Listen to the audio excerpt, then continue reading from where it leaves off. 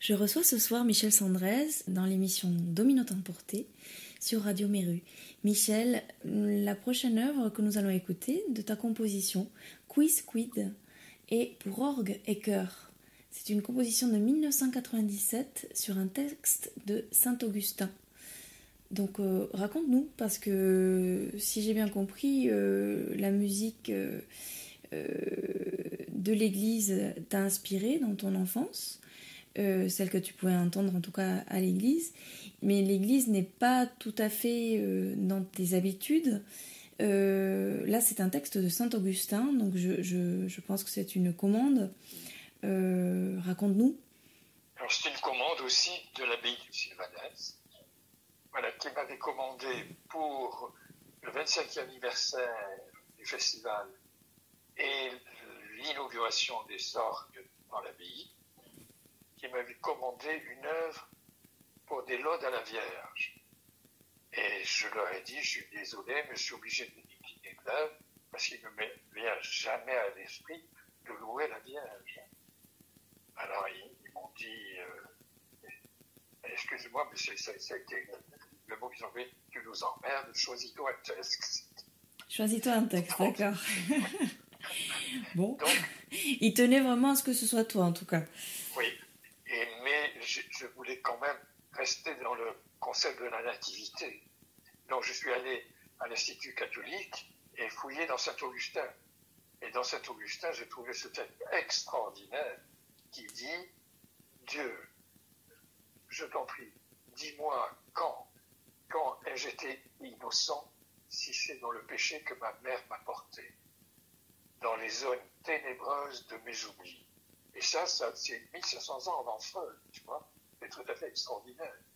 Et donc, ça me parlait, ça. Tu vois. Oui. Oui, très bien. Et donc, c'est une œuvre qui était interprétée par Denis Conté à l'orgue et le chœur Acentus, dirigé par Laurence Equilbet.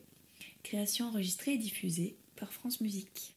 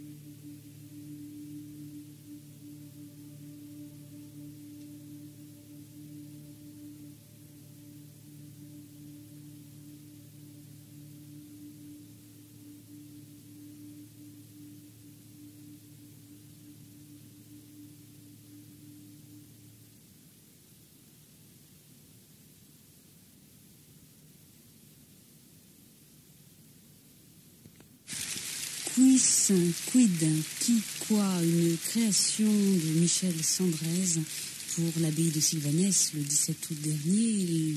Le chœur Accentus était dirigé par Laurence Equilbet et était accompagné à l'orgue par Denis Contet. C'est donc une œuvre très sombre, comme vous avez pu le constater, sur un texte de Saint-Augustin qui commence ainsi: « Où, Seigneur, où et quand ai-je été innocent, si c'est dans le péché que ma mère m'a porté, dans la région ténébreuse de mes oublis. » Après ce quiz quid de Michel Sandrez, on finit d'écouter une série de ses œuvres choisies par lui-même. Le Massacre des Innocents est à suivre pour 6 voix mixtes, composé en 1999 sur un texte de la Bible avec des emprunts à Charles Péguy. Michel, donc finalement, la Bible, elle est quand même souvent avec toi, malgré tout. Oui. En fait. Ça a posé un problème parce que le massacre des innocents, tout le monde dit que ça a été perpétré par Hérode. Et parce que on lui a prédit qu'un nouveau-né le remplacerait, deviendrait roi d'Israël. Le nouveau roi, oui. Et donc, il a fait tuer tous les nouveau-nés, jusqu'à ceux qui avaient 2 ans. Et donc, c'est le premier génocide de notre aventure judéo-chrétienne. Parce que Hérode était juif, et il se trouve que l'attachée de presse de Venance Fortuna était nouvelle, et elle a voulu mettre sur le programme que c'était au temps d'Hérode. Alors quand j'ai téléphoné à celle qui dirigeait Venance Fortuna, Anne-Marie Deschamps, qui était une femme extraordinairement cultivée, elle a dit non, pas du tout, il faut dire que c'est Hérode, c'est ce que l'histoire raconte. Et finalement, sur le programme, l'attaché de presse a vraiment mis au temps d'Hérode, comme si on mettait la Shoah au temps d'Hitler, tu vois. Oui. Non, la Shoah, c'est Hitler. Voilà. Oui. Et donc, ça a fait que ça s'est très mal fini avec, pas entre moi et l'attaché de presse, mais entre Anne-Marie Deschamps et l'attaché de presse. Oui. Voilà. Oui. Comme le massacre des innocents, comme on ne peut pas vraiment s'exprimer devant l'horreur. Donc, ça commence par des silences qui sont des souffles, tu vois, et ça finit par des silences aussi. Oui, c'est vrai que dans ta musique, il y a une importance du silence qui est très présente, qui d'ailleurs m'a enseigné énormément de choses personnellement pour l'interprétation de toutes les musiques. Mais je constate que tu fais vraiment une utilisation du silence avec autant de sens que ce que tu donnes au son. C'est-à-dire que pour moi, les silences, c'est comme des sons, tu vois. Oui. Des sons qui sont probables, projetés, potentiels. Et alors, j'accentue les silences dans ma musique. Ce que ça n'a jamais été fait. Et la première fois qu'on m'a édité, le copiste me renvoyait toujours sans silence. J'étais obligé de lui dire non, il faut mettre les silences. Il ne voulait pas les mettre, parce que ça n'avait jamais été fait. Je ne sais pas si c'est fait depuis, s'il y en a d'autres qui ponctuent les silences, mais je dois impératif, parce que tu peux avoir des silences profonds, des silences très courts, des silences violents, enfin, voilà. Oui, je dirais même, je précise ça aux auditeurs, c'est que en tant qu'interprète, pour avoir joué ta musique et puis du coup pour avoir adopté aussi ce soin de jouer les silences d'une façon particulière, ce que tu nous fais faire en tant que compositeur, c'est de faire des gestes, y compris pour ces silences-là, c'est-à-dire de vraiment les signifier, leur donner sens de manière chorégraphique, pour que vraiment ils prennent l'amplitude qui correspond réellement, organiquement, au sens qu'on veut leur donner. Voilà. Oui, c'est une très bonne explication, merci Maïtane. Je t'en prie, c'est parce que on nous entend mais on ne nous voit pas, sinon on pourrait le montrer, mais voilà, vous pourrez toujours retrouver de plus en plus d'œuvres de Michel Sandrez, d'ailleurs sur YouTube en vidéo, pour celles qui existent, qui sont en train d'être archivées et publiées régulièrement. Donc n'hésitez pas à suivre Michel Sandrez sur sa page Facebook et sur sa chaîne YouTube. Le massacre des innocents, pour 6 voix mixtes, sur un texte de la Bible avec des emprunts à Charles Péguy, créé par l'ensemble Venance Fortunate, dirigé par Anne-Marie Deschamps. Création dirigée par Michel Sandrez à l'abbaye de Sylvanès.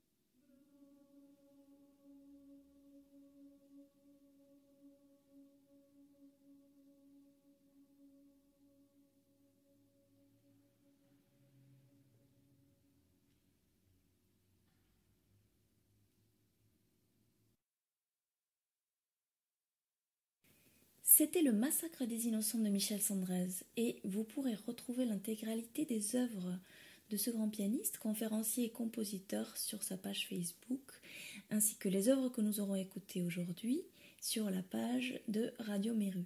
Je ne sais que nous n'aurions jamais assez d'une émission, ni même de 10, mais parle-nous, Michel, des principales personnes, artistes, humanistes, les personnes que tu as rencontrées ou pas, que tu as admirées, qui t'ont inspiré, qui ont marqué ta vie? Qu'est-ce qu'elles ont changé dans ta musique, dans ton rapport au monde et au vivant? Oui, j'ai rencontré beaucoup de personnes. Hein. Oui. D'abord. Fais une sélection. Alors, d'abord, je vais dire la chance que j'ai de rencontrer des artistes de votre qualité, de ta qualité, de tous les gens qui jouent ma musique. C'est incroyable. Voilà. La patience qu'ils ont d'abord de me supporter. Et puis... c'est nous qui avons de la chance, Michel. Voilà. Et alors, en dehors de cette rencontre, les rencontres multiples, j'ai rencontré, bien sûr, Jacques Lacarrière, et puis ma première femme, bien sûr. Sans elle, je ne serais pas devenu ce que je suis devenu, parce qu'on était vraiment fusionnels, affectivement et artistiquement. Et puis, j'ai rencontré Marcel Marceau, par exemple. Le mime Marceau. Le mime Marceau, oui. Parce qu'en réalité, à l'époque, avant de connaître ma première femme, je vivais avec la sœur de sa compagne, qui s'appelait, son nom d'artiste qui était dans la troupe, qui s'appelait Régine Maupré, mais qui en réalité s'appelait Régine Morgenstern, et sa sœur, avec qui j'étais, s'appelait Claude Morgenstern. Et d'ailleurs, c'est la première œuvre que j'ai déposée, c'est un duo pour soprano et baryton sur un poème de Claude Morgenstern. C'est ma première œuvre à l'assassin. J'allais travailler mon piano tous les jours dans l'atelier qu'il avait acheté à Cité Falguière à Paris. Et donc on était vraiment très très amis. Voilà. Et il se trouve qu'on s'est retrouvés au Venezuela quand il est venu donner un spectacle et qu'il a fait une conférence, mais en français. Et alors, personne n'avait le courage de monter sur la scène pour la traduire en espagnol. Alors, je suis monté sur la scène, il me demandait si je voulais bien le faire. Bien sûr, je vais le faire. Et alors, j'ai eu une surprise parce qu'à un moment, il disait des châteaux en Espagne. Alors, comment traduire ça? Je ne savais pas comment on disait château en Espagne. Je ne pouvais pas traduire littéralement, tu vois. Alors, on m'a soufflé quand même Castillo, c'est la luna. Oui. Voilà, de l'Espagne à la Lune, c'est pas mal. En tout cas, c'est poétique. Oui. Et alors, on s'est retrouvés à New York aussi, parce que moi je faisais un récital au Recital Hall de Carnegie Hall, et lui, il était la rue derrière, à City Center, en train de faire son spectacle. Et le temps qu'on est resté à New York, parce qu'on se demandait si on est resté quelque temps à New York pour tâter les universités, etc., on sortait tous les soirs ensemble. Voilà. Et alors, il avait une particularité, c'est qu'il se couchait très tard. Et il fallait donc aller dans les bars ouverts. Mais il ne buvait pas d'alcool. Alors il fallait trouver un bar où il pouvait trouver du lait. En tout et cas... on s'est retrouvés à Paris après. Et il avait monté une école au théâtre qui est maintenant devenu horrible, là, qui est un peu plus long. Et je suis allé au spectacle, il était fou furieux.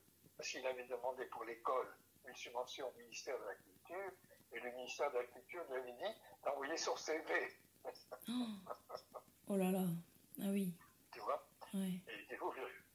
Oui, voilà. Comme quoi... Et puis après, on s'est perdu un peu de vue.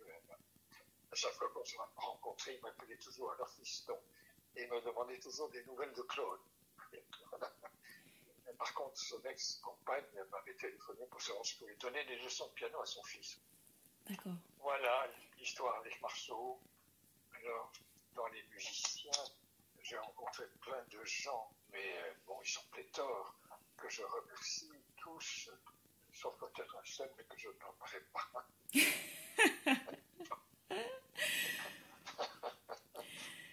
que j'ai connu quand il avait 10 ans, tu vois, que j'ai présenté à des villages pour dire aux autres, etc. Mais j'ai rencontré des artistes aussi, des peintres, des sculpteurs. Évidemment, j'ai rencontré Bénévent, avec lesquels on a collaboré beaucoup. J'ai rencontré Solange Touteny, qui est une vidéaste, avec laquelle j'ai fait une œuvre sur une de ses dernières vidéos, qui s'appelle Presque rien, au Futéart.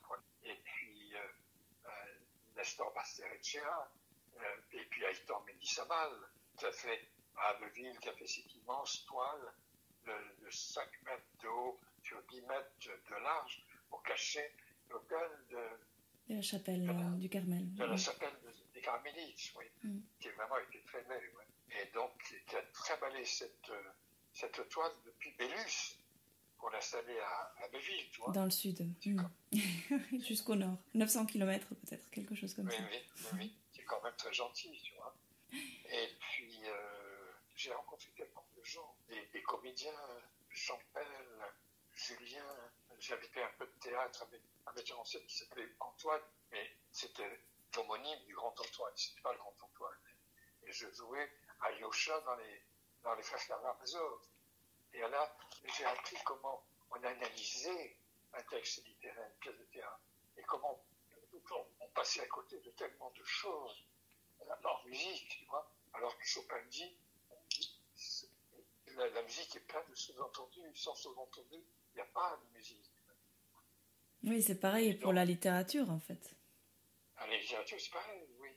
Le premier degré, le deuxième degré. En musique, on ne connaît pas ça. Tous les virtuoses restent au premier degré. D'ailleurs, ça fragilise quand tu passes au deuxième degré. Tu vois. C'est vrai, tu penses que les solistes restent en premier degré? Énormément de virtuoses. Oui, qu'est-ce que tu veux dire par premier degré et deuxième degré, du coup, à ce propos? C'est-à-dire une simple performance de l'homme. Dire qu'il y a de sous-entendus et qu'il faut arriver à mettre en dehors. Tu vois. En relief. En relief, oui. Ceci dit, il y a aussi énormément de virtuoses qui l'ont, ce second degré, je trouve aussi. Même si, bien sûr, peut-être aussi c'est l'époque actuelle qui fait qu'il y a beaucoup de... Je dirais presque parfois une certaine platitude peut-être ce que signifie tout simplement ce premier degré, en fait, d'être un peu dans le sens premier des choses pour une sorte d'efficacité rapide, en fait, une rapidité dans cette espèce de communication actuelle qui est beaucoup dans ce qu'on appelle la consommation Kleenex, de prendre et jeter tout de suite après. Et du coup, on cherche plus à faire des effets que de dire vraiment des choses. Mais je reste quand même convaincue qu'il y a toujours un public qui a besoin de se nourrir de choses vraiment profondes et sémantiques. Et je sais pas, je vois ce que tu veux dire, et à la fois peut-être si on sort un petit peu du star system, on trouve quand même encore beaucoup de personnes qui ont ce deuxième degré là aussi. En tous les cas, moi j'ai la chance pour les gens qui me jouent de tomber sur des gens qui vont jusqu'au deuxième degré, tu vois. En tout cas, on y pense, on essaye. Dans le sport, c'est manifeste. Dans le sport, les performances sont de plus en plus ahurissantes, tu vois. Oui. Oui, voilà. C'est vrai. C'est vrai, Michel. Alors qu'est-ce que pour notre troisième volet de Dominate Emporté qui arrive à sa fin, pour conclure, en tant qu'artiste et humaniste que tu es du coup aussi, ce regard que tu as sur aujourd'hui nous donne envie de te demander qu'est-ce que tu as envie comment penses-tu que les choses sont en train d'évoluer, et quelles sont un peu les perspectives que tu vois à notre société, à notre humanité. J'ai peur de ce que tu vas dire, parce que j'ai peur d'un certain pessimisme, mais bon, on est là pour t'écouter, et dis-nous ce que tu as sur le cœur, peut-être aussi des choses que tu aimerais voir changer, et comment tu aimerais qu'elles changent. Oui. Ça me rappelle, en 1968, à la Sorbonne, il y a eu un jour Jean Rostand, qui est venu parler. Et comme Bendy, tu as demandé ce qu'il pensait de notre époque, et Jean Rostand lui a répondu un profond dégoût. Et alors, je cherche une citation d'Anna Arendt, qui est dans le magnifique livre de... Ah, Monette Vaquin. Voilà, qui cite dans son livre sur le transhumanisme, qui est magnifique, Anna Arendt qui dit « Toute notre culture est allée vers le divertissement et que les grands esprits ne résistent pas à cet esprit de divertissement. » Monette Vaquin, je précise qu'il est la présidente du festival Les Sésameries de Mirmande et qui est aussi écrivaine et psychanalyste. Oui, et alors son livre est remarquable sur le transhumanisme, il faut le lire. Et puis elle a écrit un livre sur Beethoven aussi, qui est magnifique, qu'il faut lire aussi. Frankenstein, c'est celui-là, celui sur le transhumanisme. Oui, oui. C'est ça. Et aussi donc gravé Manon Tropot sur Beethoven. Voilà que nous conseillons bien sûr à nos auditeurs. Alors pour conclure, je peux dire que je suis très pessimiste, bien que j'ai eu une vie que je trouve extraordinaire, malgré des moments très difficiles aussi. Voilà. Les moments difficiles qui nous aident à apprécier les bons moments aussi, je crois. Hein, oui, bien sûr. Oui. Comme ce moment que nous venons de passer avec toi. Merci infiniment, Michel Sandrez, d'avoir accepté de nous offrir ces mots et ces musiques, en espérant très bientôt te retrouver pour nos prochaines aventures musicales. J'espère que ce sera possible à nouveau de donner des concerts régulièrement, malgré la situation actuelle.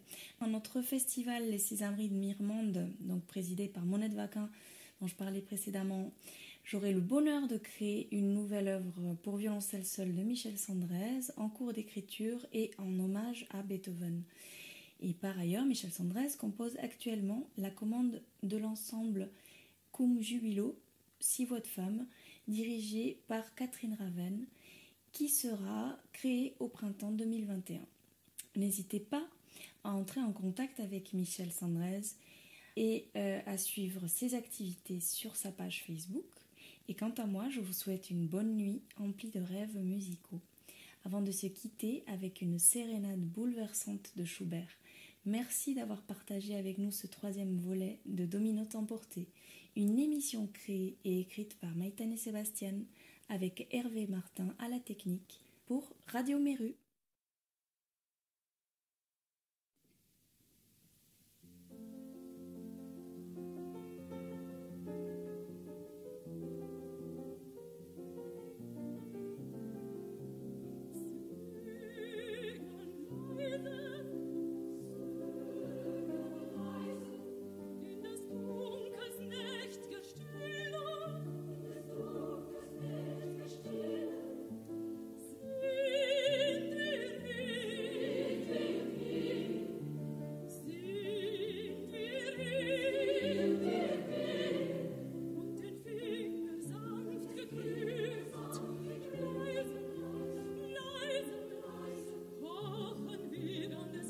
Ganz